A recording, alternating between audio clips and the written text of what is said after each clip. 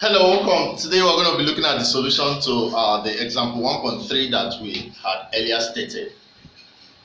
And in that equation, we said that for us to compute the volumetric flow, that it is actually equal to the integral of the velocity expression times dA. That is differentiation of the differential of the cross-sectional area. So this is it. Q is equal to integral of this expression times dA. And we already established that this expression, which is the velocity distribution, is actually this. Can you see? This is the expression. It is already given to you. Whereas dA is actually r sine theta dr d phi. R sine theta di d phi. Whereas this is this. So it's already given. V is already given. So we'll put it here. dA, we'll put it here. And we say that dA, since we are considering on the theta direction, that is actually r sine theta, that's small r, dr d phi. Now, having put this and this, because of this, we are going to be differentiating between 2 pi. And you know what 2 pi is over the circle. That's the upper limit, the lower limit is 0. Then we are also we are going to be integrating 2 pi and 0. Then we are also going to be integrating along the upper limit of r, which is the radius of the bigger cycle, and the lower limit is radius of the smaller cycle, which is kr. From the diagram, you are going to notice that this is the diagram, 2 concentric circles. From here to here is kr. From here to here is big R. So those are the limits that we are taking. So number 1 limit is, by considering the circle itself, 2 pi to 0. Then considering the 2 radiuses that were, the 2 radii that was given, R and KR. Very, very important. You need to take note of this. Now I'm going to be giving you the step. Take note of these steps. These steps will help you solve very well. So first thing you do is to integrate between the boundaries 2 pi and 0. These two boundaries, that's the first thing you do. And you're going to do it with respect to the phi. And then you cancel out sine thetas. You can see that there is sine theta here. There is also sine theta here. So you cancel out.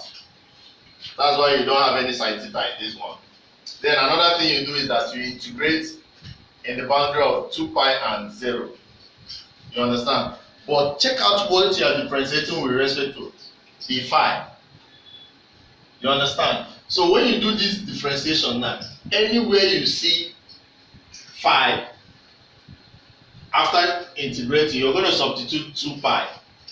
Because the lower limit is 0, you don't need it. So it's only 2 pi that you're going to be substituting. So in place of this now, after this integration with respect to the phi, you're going to be having phi here. So in place of that phi that you will be having here, replace it with 2 pi. So that's why we're having 2 pi here.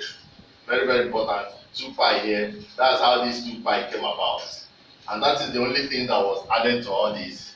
So apart from adding this 2 pi, because of this is 0. That's why we treat it that way.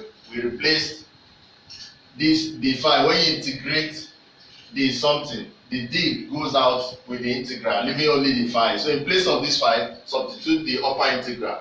That's why we have it here. So cancel out the 2 sine theta. We have this equation. Everything here is here. Everything here is here. Then we have r dr, because we've already cancelled sine theta with sine theta. The phi is already changed to 2 pi.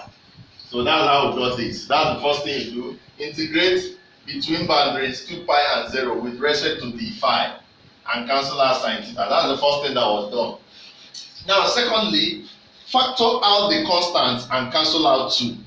You can see there is 2 here and there is 2 here. Factor out the constants. All these constants, put them behind the integral. That's what I mean by factor out constant. So we have your 2 pi r, 2 here. So cancel these 2. You have pi r, del p. You have mu e epsilon. Then this sign now comes inside here and it's having this. So that's the next thing you do. Factor out the constant. These are the constants. Take them out and cancel out 2. That's how you have it. These other things are the same thing here. So after doing that, integrate now between the boundaries of R, the bigger radius, and KR, the smaller radius. With respect to the R, take note we differentiated with respect to the phi.